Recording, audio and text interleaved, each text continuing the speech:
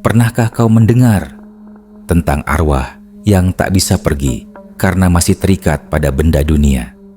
Malam ini, kau akan mendengar kisah nyata yang membuat bulu kudukmu berdiri.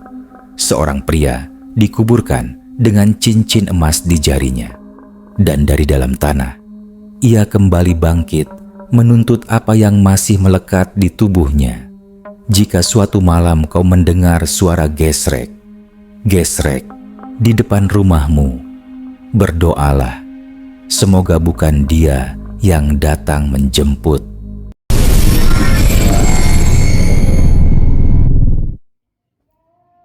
Hujan rintik masih menetes pelan di atas makam baru itu. Udara sore di kampung Cibinong terasa lembab, bercampur bau tanah basah yang menusuk hidung. Beberapa orang masih berdiri di dekat gundukan tanah merah yang belum rata, sementara suara doa dari mulut ustadz menutup prosesi pemakaman.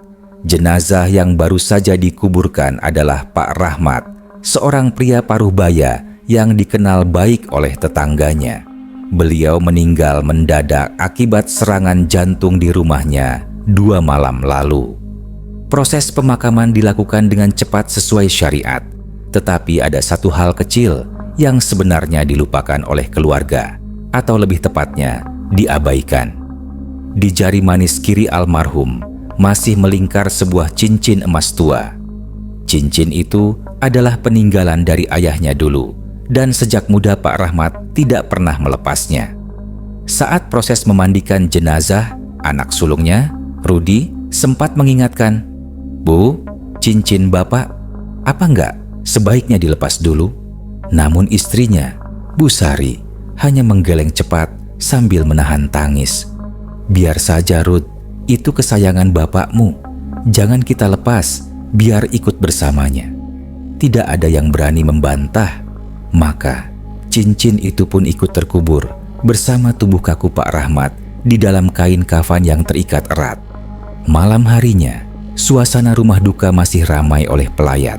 Namun setelah pukul 11, rumah mulai sepi. Tinggal keluarga inti yang berkumpul. Bu Sari, Rudi, adiknya Lina, serta bibi mereka, Mbak Yati, yang datang dari kampung sebelah untuk membantu. Rumah itu terasa ganjil. Sejak jenazah dimakamkan, udara di dalam rumah seperti lebih dingin dari biasanya. Lampu ruang tengah berkedip beberapa kali, seolah ada sesuatu yang mengganggu. Sekitar pukul 2 dini hari, Rudi yang sulit tidur mendengar suara aneh dari halaman depan. Suara itu seperti kain yang diseret di tanah. Gesrek, gesrek, gesrek, perlahan mendekat. Ia menajamkan telinga, merasakan bulu kuduknya meremang. Tiba-tiba terdengar ketukan pelan di jendela kamarnya. Tok, tok, tok. Dengan gemetar, Rudi melirik ke arah jendela. Tirai tipis bergoyang pelan karena angin. Namun di balik kaca, samar-samar terlihat bayangan putih berdiri kaku. Bayangan itu tinggi, dibungkus kain kafan, dengan kepala terikat dan wajah yang hanya menampakkan mata kosong membelalak.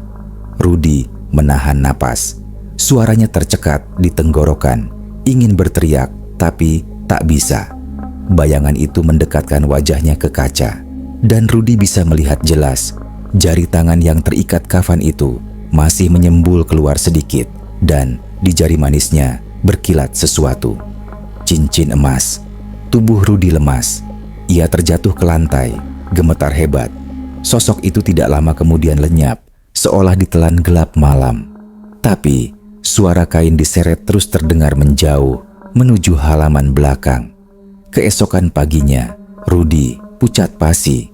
Ia menceritakan kejadian itu kepada ibunya dan Lina. Namun Bu Sari hanya menangis semakin keras, sementara Lina menolak percaya. "Rud, jangan ngomong sembarangan. Kita semua lagi berduka. Jangan tambah bikin takut," ujar Lina sambil menutup telinganya. Namun Mbak Yati yang lebih tua dan paham banyak tentang hal mistis hanya terdiam. Tatapannya tajam ke arah Rudi. "Kamu yakin, Rud? Kamu lihat cincin itu masih dipakai? Rudi mengangguk. Air liurnya nyaris tak bisa ia telan. Iya mbak, saya lihat sendiri. Pocong itu datang semalam. Dan cincinnya masih terpasang. Mbak Yati menghela napas berat. Wajahnya terlihat tegang, seolah mengingat sesuatu. Kalau memang begitu, bisa jadi arwah Pak Rahmat belum tenang. Dia nggak bisa pergi dengan ikhlas, Rud. Barang duniawi masih menempel di tubuhnya. Itu berbahaya, sangat berbahaya. Ucapan itu membuat semua orang di ruangan terdiam. Hanya suara kipas angin tua yang berderit terdengar, bercampur dengan rasa takut yang semakin menebal. Mereka belum tahu bahwa malam berikutnya gangguan itu akan semakin nyata dan lebih menyeramkan. Pocong itu bukan hanya sekadar bayangan di jendela. Ia datang mencari sesuatu, dan keluarganya lah yang akan merasakan langsung terornya. Sejak pagi, rumah keluarga almarhum Pak Rahmat dipenuhi rasa was-was. Rudi masih pucat setelah semalaman dihantui penampakan di jendela. Bu Sari berulang kali melamun di ruang tamu, memeluk foto suaminya sambil menangis lirih. Lina mencoba menyangkal cerita Rudi, tapi ia sendiri merasa ada sesuatu yang tidak beres. Mbak Yati, yang semalam sudah memberi peringatan, akhirnya berinisiatif memanggil Ustadz Hasan, tokoh agama di kampung itu. Saat beliau datang sore hari, rumah terasa sedikit lebih tenang. Ustadz, apakah benar cincin yang ikut dikubur bisa bikin arwah nggak tenang? Tanya Mbak Yati dengan suara hati-hati. Ustadz Hasan mengangguk pelan. Ada banyak kisah begitu, Mbak. Barang duniawi yang dibawa mati kadang jadi pengikat, membuat arwah sulit beristirahat. Apalagi kalau barang itu punya ikatan kuat dengan pemiliknya. Kalian sebaiknya jaga diri. Kalau memang ada tanda-tanda aneh, segera lapor pada saya. Mendengar itu, Bu Sari langsung menangis lebih keras. Ia merasa bersalah karena membiarkan cincin itu tetap menempel di jari suaminya. Tapi Ustadz Hasan hanya menepuk bahunya. Tenang Bu, malam ini saya akan bacakan doa di rumah ini. Semoga Allah melindungi kalian semua. Sore itu berlalu dengan bacaan doa dan ayat-ayat suci. Rumah terasa lebih hangat untuk sesaat. Tapi Rudi tetap tidak bisa menghilangkan rasa takutnya. Ia tahu apa yang ia lihat semalam bukan sekadar mimpi. Jam dinding berdetak pelan. Jarum panjang bergerak mendekati angka 12. Rumah sudah sunyi. Hanya terdengar suara jangkrik dari kebun belakang. Semua orang berusaha tidur lebih awal, tapi Rudi masih terjaga. Setiap kali ia memejamkan mata, bayangan pocong di jendela kembali muncul di kepalanya. Sekitar pukul 12:30, tiba-tiba listrik padam. Rumah langsung gelap gulita. Dari kamarnya, Rudi mendengar suara ibunya berteriak kecil. Ya Allah, mati lampu. Rud, cepat ambil lilin di dapur. Dengan jantung berdegup kencang, Rudi menyalakan senter dari ponselnya dan melangkah ke dapur. Lorong menuju dapur terasa panjang dan asing dalam gelap. Suara gesrek, gesrek, mendadak terdengar lagi. Kali ini lebih jelas, seperti kain diseret di lantai tanah di luar rumah. Rudi berhenti melangkah. Nafasnya tercekat. Suara itu makin lama makin dekat. Ia nekat melangkah cepat ke dapur, mengambil lilin, dan berusaha menyalakannya. Api kecil menyala, memberi cahaya temaram yang menari-nari di dinding. Saat ia berbalik, lilin di tangannya langsung bergetar hebat. Di ujung lorong, samar-samar terlihat sosok putih berdiri. Tingginya sama persis dengan almarhum ayahnya. Tubuh itu terbungkus kafan kotor. Tanah masih menempel di beberapa bagian. Dari sela-sela kain yang terikat, tampak wajah pucat dengan mata kosong menatap lurus ke arahnya. Dan yang paling membuat Rudi hampir pingsan, di jari manis sosok itu, kilatan emas cincin terlihat jelas. Ah, ayah. Suara Rudi bergetar. Setengah sadar, ia memanggil. Sosok itu tidak menjawab. Kepalanya bergerak patah-patah, seperti boneka rusak, lalu mendekat perlahan. Suara kain diseret makin keras, memenuhi lorong. Rudi menjatuhkan lilin, lalu lari secepatnya ke ruang tengah. "Ibu, Mbak Yati, pocong itu, ayah!" teriaknya panik. Semua orang terbangun. Lilin lain segera dinyalakan. Busari menangis ketakutan. Lina gemetar sambil menutup mulutnya, dan Mbak Yati berusaha menenangkan mereka. Namun, sebelum sempat berkata banyak, terdengar suara keras dari jendela ruang tengah. Tok, tok, tok, diikuti suara kaca bergetar. Semua mata menoleh ke sana. Sosok pocong itu sudah berdiri di luar jendela. Wajahnya menempel di kaca, menatap ke arah mereka. Nafas dingin terasa sampai ke dalam ruangan. Mata kosong itu bergerak mengikuti setiap orang di dalam rumah, dan tangannya yang terikat masih berusaha mengangkat, memperlihatkan cincin emas yang melingkar di jarinya. Busari menjerit histeris. Lina langsung jatuh terduduk. Rudi berlari ke arah pintu, mencoba menutup rapat semua akses, meski ia tahu percuma. Mbak Yati dengan suara bergetar mengucap doa keras-keras. Allahu Akbar, la ilaha illallah. Tapi yang mengejutkan, sosok pocong itu tiba-tiba menghilang, seakan lenyap ditelan kegelapan. Suasana hening. Semua orang saling berpandangan, wajah pucat dan mata penuh ketakutan. Ustadz Hasan, yang ternyata masih belum pulang karena tertidur di kamar tamu, keluar tergopoh-gopoh mendengar keributan. Setelah mendengar cerita mereka, wajahnya berubah tegang. Lebih serius dari yang saya kira. Arwah almarhum benar-benar belum bisa pergi. Cincin itu pengikatnya. Kalian harus siap. Selama cincin itu masih bersamanya, gangguan ini tidak akan berhenti. Rudi menelan ludah. Kata-kata itu membekas dalam-dalam. Ia sadar, jika mereka tidak segera melakukan sesuatu, maka malam-malam berikutnya akan jauh lebih mengerikan. Dan benar saja, pocong itu bukan hanya sekadar menampakkan diri. Ia ingin sesuatu kembali, cincin itu, dan ia akan terus mendatangi keluarganya sampai mendapatkannya. Malam kedua masih membekas kuat di benak mereka. Suara ketukan jendela, wajah pucat di balik kaca, dan cincin emas yang berkilat itu seolah terus menghantui setiap detik. Bahkan di siang hari pun rumah terasa dingin dan muram. Ustadz Hasan meminta keluarga untuk memperbanyak doa dan tidak meninggalkan rumah sendirian.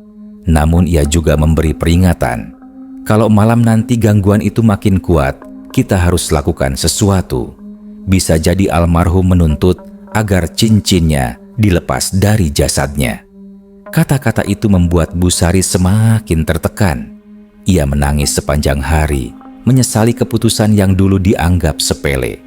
Lina, yang semula menyangkal, kini mulai mempercayai ucapan Rudi setelah melihat sendiri sosok pocong itu di jendela. Rudi sendiri merasa ketakutan sekaligus bersalah. Seandainya sejak awal ia memaksa melepas cincin itu, mungkin arwah ayahnya sudah tenang. Tapi sekarang sudah terlambat. Jam menunjukkan pukul 1.15 dini hari. Rumah itu gelap, hanya beberapa lilin kecil yang dibiarkan menyala di ruang tengah. Semua orang tidur di ruangan yang sama, berharap bisa lebih aman jika berkumpul. Awalnya hanya keheningan, namun tiba-tiba angin dingin berhembus dari arah pintu belakang. Lilin berkedip-kedip, nyaris padam. Suara gesrek, gesrek kembali terdengar. Kali ini tidak dari luar, tapi dari dalam rumah. Rudi membuka mata, jantungnya langsung berdegup kencang. Ia bisa merasakan sesuatu sedang bergerak di lorong menuju ruang tengah. Pelan tapi pasti, suara kain yang diseret itu semakin jelas. "Mbak Yati, dengar nggak?" bisik Rudi mengguncang bahu bibinya. Mbak Yati terbangun, wajahnya langsung pucat saat mendengar suara itu. Ia buru-buru meraih tasbih di sampingnya, melafalkan doa terbata-bata. Lilin tiba-tiba mati semua, meninggalkan ruangan dalam gelap gulita. Busari menjerit kecil, Lina memeluk ibunya erat-erat. Dalam kegelapan terdengar suara keras, duk, duk, duk, seperti sesuatu melompat di lantai kayu. Dan lalu ada bau busuk menusuk hidung, bau tanah basah bercampur bangkai. Dari arah lorong, sebuah sosok tinggi perlahan muncul.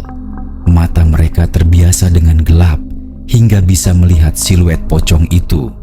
Ia benar-benar sudah berada di dalam rumah. Astagfirullah, ya Allah, lindungi kami. Suara Mbak Yati bergetar. Sosok itu berhenti beberapa meter di depan mereka. Kepala terikat kafan miring, wajah pucat menatap kosong. Tangan yang terikat kafan perlahan terangkat, memperlihatkan cincin emas yang masih melingkar di jari. Rudi ingin lari, tapi tubuhnya kaku. Keringat dingin membanjiri wajahnya. Busari menangis histeris, Lina hampir pingsan. Pocong itu tiba-tiba mengeluarkan suara lirih.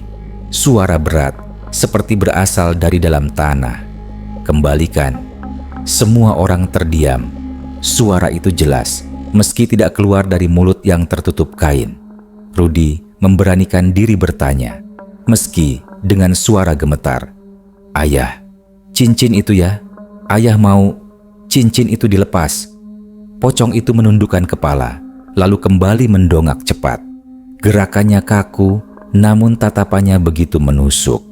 Lilin tiba-tiba menyala kembali dengan sendirinya, membuat semua orang melihat lebih jelas. Wajah pocong itu sudah rusak, sebagian kulit mengelupas, tanah menempel di sekujur kain kafannya. Busari menutup wajahnya, menjerit sejadi-jadinya. Astagfirullah, Rahmat, maafkan aku. Pocong itu mendekat perlahan, melompat sekali, 2 kali, hingga hampir mencapai mereka. Rudi refleks mengambil kursi kayu dan melemparkannya.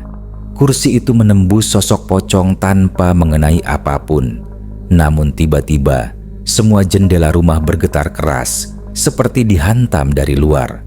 Mbak Yati segera berteriak lantang membaca ayat kursi. Ustadz Hasan, yang juga terbangun, keluar dari kamar dengan membawa kitab kecil. Suaranya tegas, melantunkan doa. Pocong itu berhenti, tubuhnya bergetar hebat, lalu menghilang perlahan, meninggalkan bau busuk yang menyengat. Hening, hanya suara tangisan Busari dan Lina yang terdengar.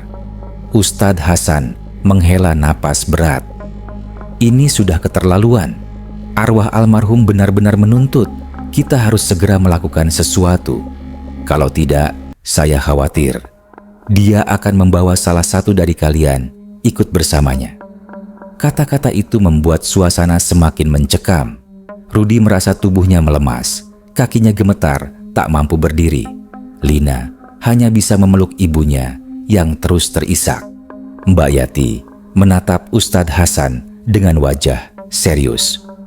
Apa yang harus kita lakukan, Ustadz? Ustadz Hasan menutup kitabnya perlahan. Satu-satunya cara, kita harus gali kembali makamnya.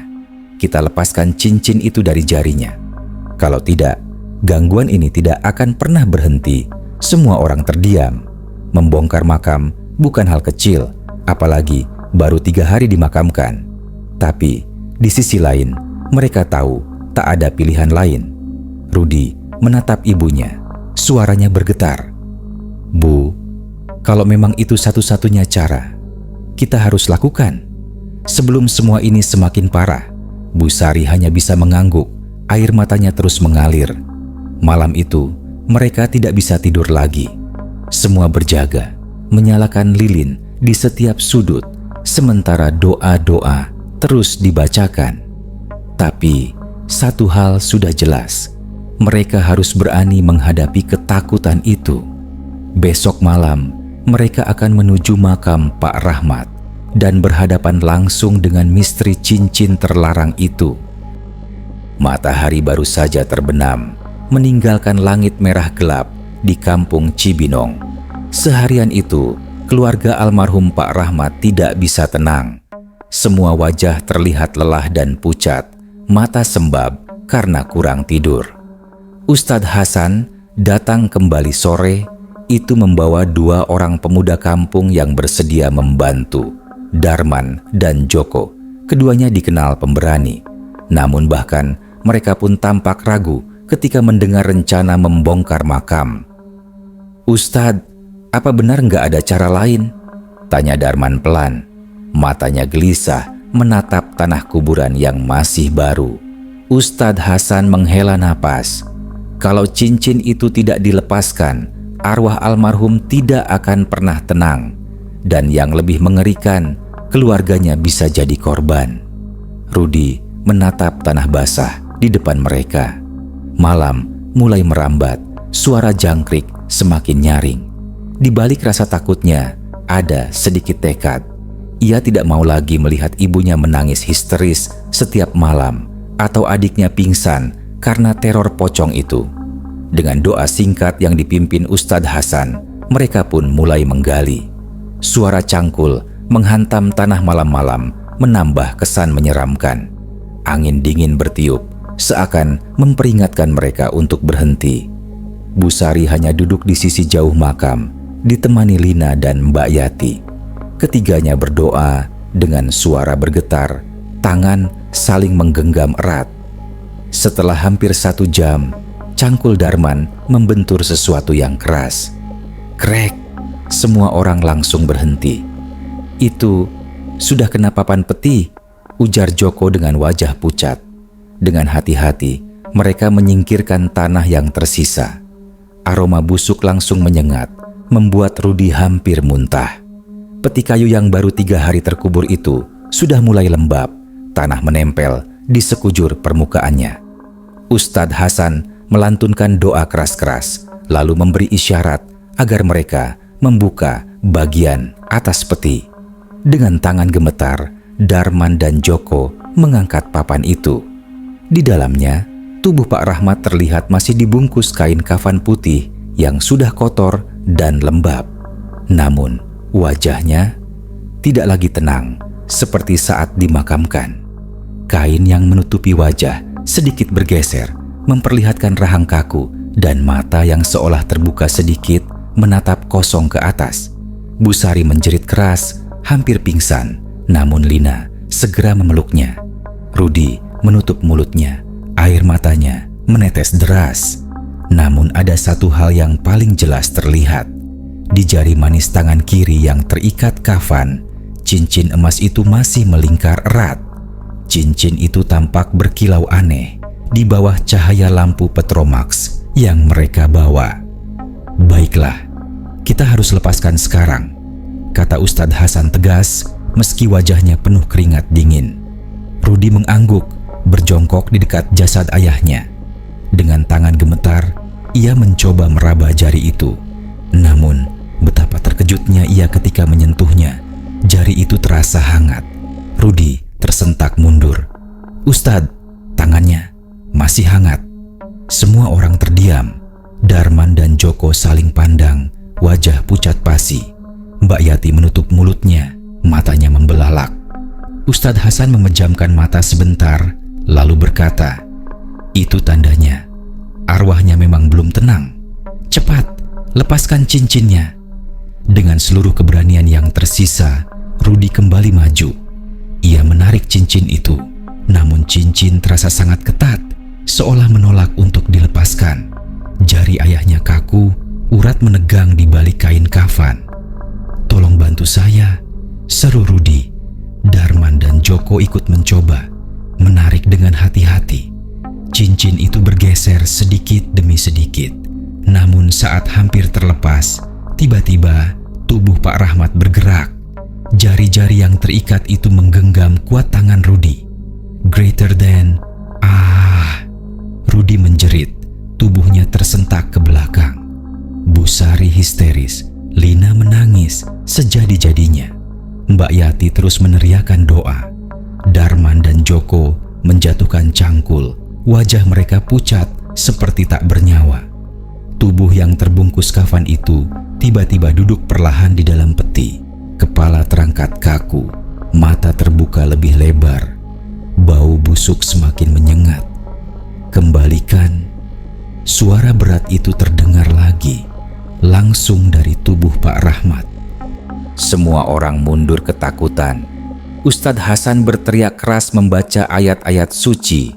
Suaranya menggema di antara makam-makam lain. Rudi, meski tangannya masih digenggam erat, memaksakan diri menarik cincin itu dengan tenaga terakhirnya. Dengan satu hentakan kuat, cincin emas itu akhirnya terlepas. Tubuh pocong itu melepaskan genggamannya, lalu jatuh kembali ke dalam peti dengan suara keras. Sunyi. Namun cincin di tangan Rudi terasa panas membakar, seolah menyimpan energi aneh. Ia melempar cincin itu ke tanah, dan semua orang menatapnya ngeri. Ustadz Hasan buru-buru menutup kembali peti, memerintahkan Darman dan Joko menimbun tanah dengan cepat. Doa terus dipanjatkan. Suara bergetar namun lantang. Busari masih terisak, Lina tak berhenti gemetar, sementara Rudi menatap cincin yang kini tergeletak di tanah. Cahaya Petromax membuat cincin itu memantulkan kilau keemasan yang aneh, seolah menatap balik pada mereka. "Jangan ada yang menyentuh cincin itu lagi," tegas Ustadz Hasan. "Besok kita akan musnahkan dengan cara yang benar." Mereka akhirnya meninggalkan makam dengan langkah gontai. Namun, sepanjang perjalanan pulang, Rudi merasa ada sesuatu yang salah. Udara malam terasa lebih dingin. Angin berbisik pelan di telinganya. Sesampainya di rumah, saat semua mencoba menenangkan diri, Rudi menoleh ke arah halaman. Jantungnya hampir berhenti ketika ia melihat sosok putih berdiri kaku di bawah pohon mangga. Pocong itu, matanya menatap kosong, dan di jari manisnya, cincin emas itu masih terpasang. Malam itu, setelah mereka pulang dari makam, suasana rumah benar-benar berubah. Semua orang berusaha tidur, tapi mata mereka sulit terpejam. Pikiran tentang cincin yang tadi sudah ditarik dari jari ayah mereka, tapi tetap terlihat melingkar pada sosok pocong di halaman, membuat dada sesak dan pikiran kacau. Rudi duduk di sudut ruang tengah, menatap cincin yang ia letakkan di atas meja. Cincin itu masih sama, emas tua, sederhana, tapi memantulkan cahaya aneh. Ia tidak berani menyentuhnya lagi. Tangan kanannya masih berbekas merah, seakan cincin itu meninggalkan luka bakar ketika ia memaksanya terlepas. "Kenapa? Cincin itu masih ada di jarinya kalau sudah saya tarik?" gumam Rudi lirih. Ustadz Hasan yang duduk di sampingnya menatap cincin itu dengan dahi berkerut. Ada sesuatu yang lebih besar di balik ini. Sepertinya cincin itu sudah menjadi bagian dari almarhum. Tidak sekadar harta, tapi ikatan. Kalau salah cara menyingkirkannya, arwahnya tidak akan pernah lepas. Busari yang sejak tadi menangis semakin keras. "Saya yang salah, Ustadz. Saya yang gak mau cincin itu dilepas waktu memandikan jenazah. Seandainya saya tahu begini jadinya." Mbak Yati mencoba menenangkan, tapi suaranya pun bergetar. Sementara Lina, wajahnya pucat pasi, hanya bisa berbisik, "Kalau begitu, berarti pocong itu akan terus datang." Tidak ada yang menjawab. Hening menyelimuti ruang tengah, hanya lilin yang bergetar kecil, seolah takut padam. Sekitar pukul 2 dini hari, rumah kembali diguncang oleh suara keras. Semua jendela bergetar bersamaan, pintu belakang terhempas terbuka, angin dingin menerobos masuk. Lilin padam seketika, menyisakan gelap gulita. Terdengar suara loncatan berat di lantai. Duk, duk, duk, disusul suara kain gesek yang merayap cepat. Rudi segera meraih senter ponselnya, menyorot ke arah pintu. Saat cahaya menyapu lorong, semua orang menahan napas. sosok pocong itu sudah di dalam rumah, melompat kaku ke arah mereka. Matanya membelalak, wajahnya hancur berlumuran tanah. Mulutnya terikat kain namun mengeluarkan suara geraman berat yang membuat semua semakin ngeri. Di jari manisnya, cincin emas itu masih berkilat, sama persis dengan cincin di atas meja.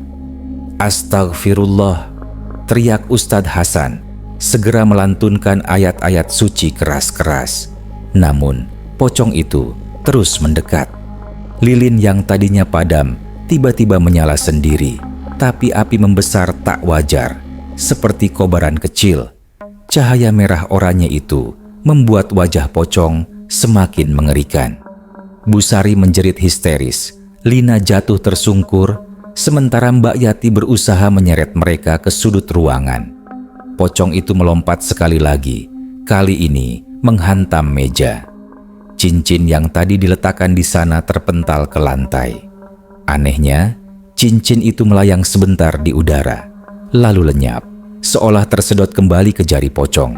Rudi terpaku, matanya membelalak. Mustahil, cincin itu balik lagi. Pocong itu menunduk, menatap Rudi dalam-dalam, lalu mengeluarkan suara berat. "Bersama aku." Suasana jadi kacau. Pintu depan dan belakang bergetar keras, seakan ada sesuatu dari luar juga mencoba masuk. Ustadz Hasan hampir kehilangan suara karena terus membaca doa, namun pocong itu semakin mendekat. Dengan nekat, Rudi mengambil kayu bakar dari dapur dan melemparkannya ke arah pocong. Kayu itu menembus tubuhnya, tapi sesuatu yang aneh terjadi. Api dari lilin melompat ke arah pocong, membuat kain kafan itu terbakar sebagian. Namun bukannya hancur, pocong itu malah semakin buas. Api padam dengan sendirinya, meninggalkan bau gosong dan tanah basah. Di tengah kekacauan, pocong itu tiba-tiba berhenti. Ia menoleh ke arah Bu Sari yang gemetar sambil bersembunyi di belakang Rudi. Kepalanya miring aneh, lalu terdengar suara berat lagi. "Sari, cincin, jangan kau lepaskan, milikku." Bu Sari menjerit sejadi-jadinya, hampir pingsan. Rudi memeluk ibunya erat, berusaha menenangkannya. Namun kata-kata itu membuat bulu kuduk semua orang berdiri. Ustadz Hasan akhirnya berteriak dengan suara keras penuh tenaga. "Keluarlah engkau Rahmat, jangan ganggu keluargamu lagi. Jika cincin itu pengikatmu, maka kami akan musnahkan dengan cara yang benar besok malam." Pocong itu menatap Ustadz Hasan tajam, lalu tubuhnya bergetar hebat. Sesaat kemudian, ia menghilang perlahan, meninggalkan bau anyir menyengat. Rumah kembali hening, tapi semua orang tahu ini bukan akhir. Pocong itu sudah menyampaikan pesan. Ia tidak ingin cincinnya dilepas. Setelah semuanya sedikit tenang, Ustadz Hasan menatap keluarga itu dengan serius. "Kita salah. Cincin ini bukan sekadar benda duniawi. Ada ikatan batin yang sangat kuat. Kalau kita coba lepaskan atau hancurkan, arwahnya akan melawan." Rudi menunduk, napasnya berat. "Lalu apa yang harus kita lakukan, Ustadz? Kita nggak mungkin hidup terus dengan teror begini." Ustadz Hasan menghela napas panjang. "Besok malam kita harus lakukan ritual pengikatan. Kita akan coba putuskan hubungan cincin itu dengan arwahnya. Tapi resikonya besar. Kalau gagal, arwah almarhum bisa semakin kuat, bahkan bisa menyeret nyawa di antara kita." Ruangan jadi sunyi. Bu Sari menangis terisak. Lina menggenggam tangannya erat. Rudi menatap gelap dengan mata penuh amarah dan takut sekaligus. Ia tahu satu hal, malam berikutnya akan jadi penentuan. Apakah mereka bisa membebaskan ayahnya atau justru ikut terkubur dalam teror pocong yang menuntut cincin itu? Hari itu, sejak pagi, keluarga almarhum Pak Rahmat hidup dalam ketakutan. Malam sebelumnya, mereka semua sudah melihat sendiri bagaimana cincin itu tidak bisa dilepaskan. Bahkan, kembali ke jari pocong meski sudah ditarik paksa dari jasad. Rudy hampir tidak tidur sama sekali. Matanya merah, wajahnya pucat, tapi pikirannya tetap fokus. Ia tidak mau ibunya dan adiknya terus dihantui. Mbak Yati sibuk menyiapkan segala yang diminta Ustadz Hasan. Air dalam kendi, segenggam tanah dari makam, dan kain putih baru. Ustadz Hasan datang sore itu dengan wajah serius. Ia membawa kitab dan beberapa peralatan kecil untuk ritual. Malam ini kita lakukan. Jangan ada yang keluar rumah. Kalian semua harus berada di ruang tengah bersama saya, ucapnya tegas. Bu Sari masih gemetar, tapi ia mengangguk. Lina memegang erat tangan ibunya, sementara Rudy duduk bersila dengan rahang mengeras. Jam menunjukkan pukul 12 tepat. Semua lilin dinyalakan, menerangi ruang tengah dengan cahaya temaram. Di tengah ruangan, cincin emas yang entah bagaimana kembali muncul di meja, seolah dihantarkan kembali oleh sesuatu yang tak kasat mata. Ustadz Hasan menaruh cincin itu di dalam kendi berisi air, lalu mulai melantunkan doa keras-keras. Suaranya menggema di seluruh rumah, membuat bulu kuduk merinding. Awalnya, semua terasa tenang, tapi perlahan angin dingin masuk lewat celah-celah jendela. Suara gesrek, gesrek, mulai terdengar lagi, kali ini dari atap rumah. Lina menutup telinganya. Bu Sari berpegangan pada Rudy erat-erat. Mbak Yati terus komat-kamit membaca doa sendiri. Tiba-tiba, dentuman keras terdengar dari atas. Duk, duk, duk, seperti ada sesuatu melompat-lompat di genteng. Lalu suara itu berpindah cepat, turun ke halaman depan, lalu ke belakang. Dan akhirnya, pintu rumah bergetar keras. Dum, dum, dum. Dia datang, bisik Ustadz Hasan dengan wajah tegang. Tiba-tiba, semua lilin padam bersamaan. Ruangan gelap total. Dari kegelapan terdengar suara berat, menggeram. Cincin milikku. Saat cahaya Petromax dinyalakan kembali, sosok pocong itu sudah berdiri di tengah ruangan. Tidak ada yang melihat kapan ia masuk. Tiba-tiba saja ia ada di sana. Kain kafannya kotor, penuh tanah basah, dan wajahnya rusak. Namun, mata kosong itu memandang tajam ke arah kendi berisi cincin. Bu Sari menjerit keras, Lina langsung jatuh tersungkur. Rudy berdiri di depan mereka, meski tubuhnya gemetar hebat. Pocong itu melompat sekali, dua kali, hingga jaraknya hanya beberapa langkah dari kendi. Tangannya terangkat, seakan hendak meraih cincin. Namun Ustadz Hasan lebih cepat. Ia menuangkan air kendi ke tanah sambil terus membaca doa. Air itu mendesis aneh, seperti menyentuh sesuatu yang panas. Pocong itu berteriak melengking, suara mengerikan yang membuat telinga berdenging. Tubuhnya bergetar, namun cincin di jarinya tetap bersinar terang. Rudy dengan nekat meraih cincin dari dalam kendi dan mengangkatnya tinggi-tinggi. Ayah, kalau ini yang membuat ayah tersiksa, biar saya hancurkan sekarang juga.